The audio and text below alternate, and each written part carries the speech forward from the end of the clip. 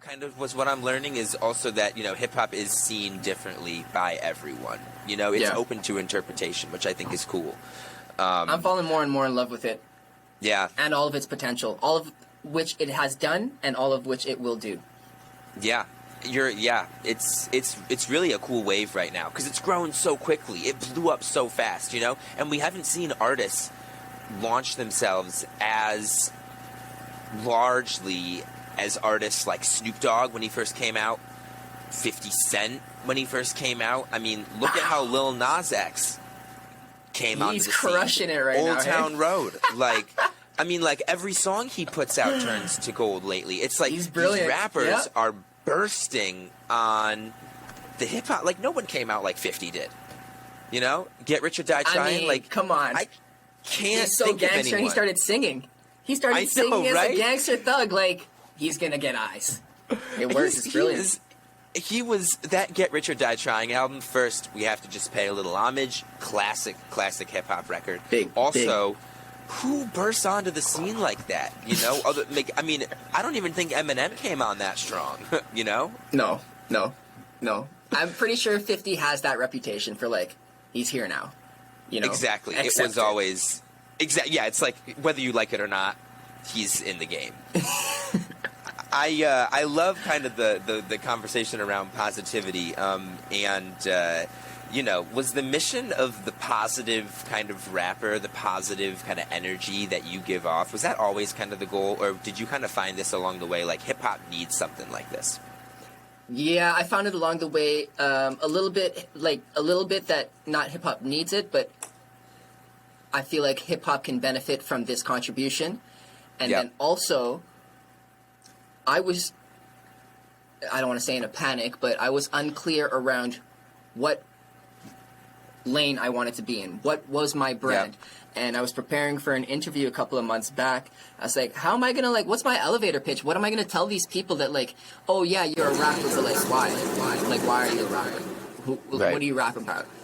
What's your elevator pitch, essentially? And I'm sitting on the bike doing some therapy for my legs, because still doing that for my knees. Yeah. Anyway, there, I'm gotta be consistent. Gotta be consistent. There it is, yeah. Yeah. And that's when I decided I'm going to be the happy rapper. And at that point in time, I already decided on my name, Big Lou Crew. This is my crew. I'm thinking about the community. And then I thought of an acronym. Community, respect, everyone's welcome. So I'm the happy rapper. I like that. This is my acronym. And essentially, thank you. What I want to do with that is I acknowledge that you can't be happy all the time. Happiness is only one emotion. Yes. I feel all of the emotions, and I want to be able to talk about them and connect with other people on those emotions, but through the perspective of positivity. We're not stuck here in this negative hate, disgust, jealousy, whatever we're feeling at this point in time. We can break through and feel the love, feel positivity, connect with one another. We can help, we can restore. That's what I want to try and do with the music. It's important to, what you just said is so important, how, you want to be the happy rapper, but that's only one emotion. It's important to almost, let people know, hey, I'm Big Luke, but, I feel everything, recognizing that it's okay to not always be happy, as long as there's maybe a positive outlook underlying somewhere, it's okay to not be okay, it's just not okay to stay that way. I think that's a kind of an interesting distinction, and something that will be important for you and your music, Yeah, thank you. Is the subject material of what you talk about, because now we should also preface by saying the first song, do we have kind of a set date in mind for that yet, or what are you thinking about, the debut single? Yeah, so it was scheduled for June 18th. I believe that's the Friday. However, we got back the master from one of the engineers, and he gave us a couple of notes to change before we do the actual... Sorry, we got the mix back from a high-up engineer, and he's actually going to do the mastering, but we have to adjust some of the master. And when I received that, I realized that I still have to do some more work around, I guess, marketing and preparing for the release. So I think I may have to put it back a bit. However, I do have a small community of people on my email list and whatnot, and I'm just going to share it with them because they've been asking for time.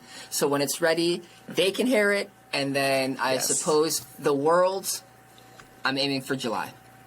Awesome. I'm so excited about that, especially for the world to hear it, because I think it's going to be a great message.